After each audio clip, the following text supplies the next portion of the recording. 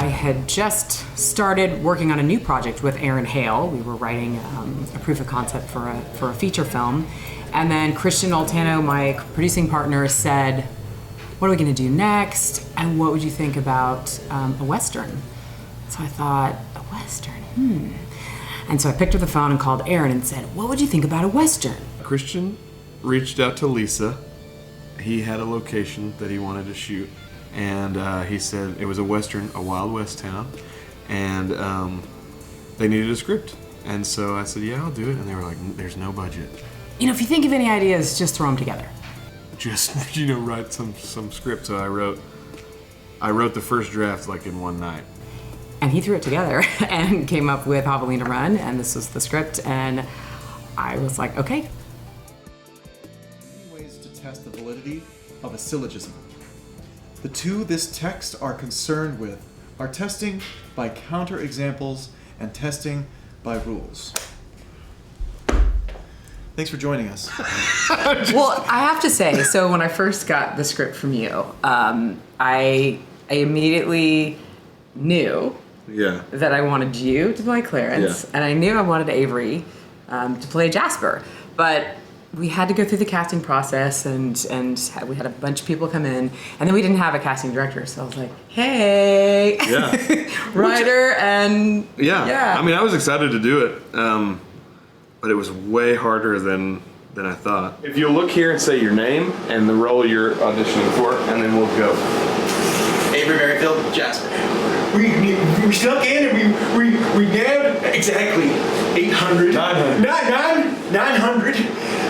And it was hard for me because I wasn't sure I wanted to be Clarence at first. So it took a long time. There's a lot of arm twisting. Yeah, and it wasn't the thing where like I was the casting director, so I got to be the lead. No big deal.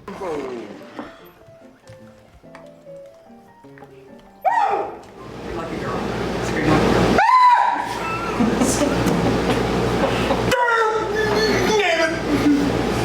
I had made this character that he liked to say things that are just like for the sake of saying them. Like he would just say like, when the door's open, the door's really open.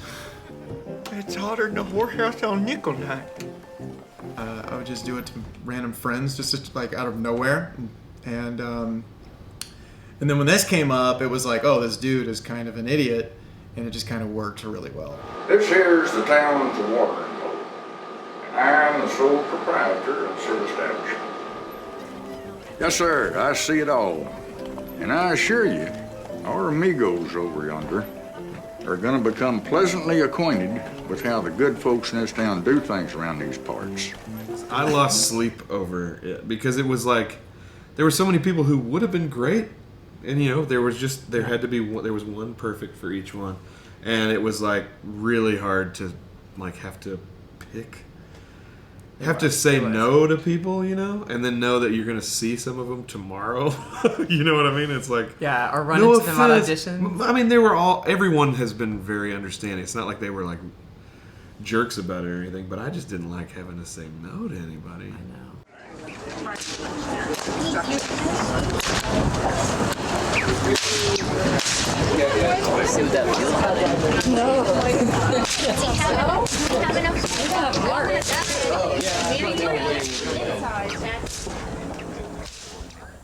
Alright, cool. Then I'm not gonna move anything until he's like, that's your shit to move away. Yeah, I just got slept.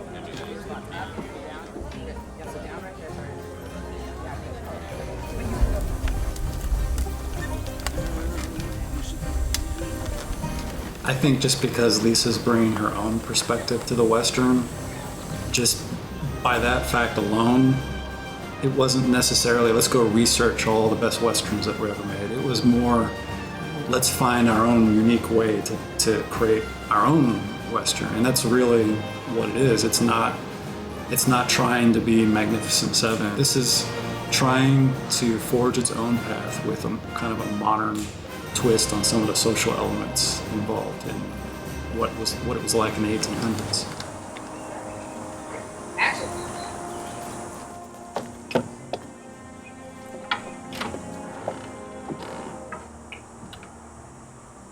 Cut. Cutting, that was great. Yep. That's it. From a cinematography perspective, it's a totally different environment. It's hot, it's outdoors, the sunlight is gonna completely ruin you if you're not paying attention to which way it's coming from in different scenes that are supposed to happen back to back. So it was its own set of challenges. I knew that there were a couple scenes that were gonna be tricky just because of how many people there are talking. There was a whole moment where we just had to sit down and really think it through, all the different eye lines and making sure you have all the different coverage that's necessary to make each edit point work fluidly, especially on a comedy where the editing can really transform how the comedy is delivered to the audience. And that's another testament to the team and knowing what you're going into, doing the work necessary to make sure it happens the way you expect. Because what ends up happening is, wow, we got it in the second take. Let's see if we can make it even better, you know? All right, roll camera. Camera speed. Walker. Lisa is a great connector of people, and she is driven. She's like type A in the best kind of way, which is good for me. She's very, very thorough with the whole process. We just not leave anything out. Made sure we were well rehearsed, like months in advance. She's really great to partner with because she keeps us on task, but she's also really fun. Yeah, she's great. She's a force of nature for sure. Cutting. Cutting. That was great. That's good. Okay, let's dump media. Yeah. Okay, so we have a little poster to share. I'm excited. Please! I know. All right, can we get a countdown? 5, 4, 3, 2, 1.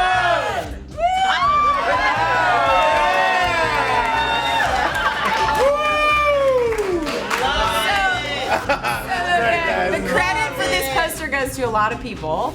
Aaron Hale, it was his vision of how this is all gonna look. That's Aaron. And, oh my God, I forget. Oh yeah. And there's the train. All of our photographers, George, where are you? And Danielle, and Alex, I don't think is here tonight, our other photographers, so they took the photos. And then a company called Brutal Posters out of the UK, a guy named Chris Barnes did this whole thing. So with his vision, so that's where it comes from. So yeah.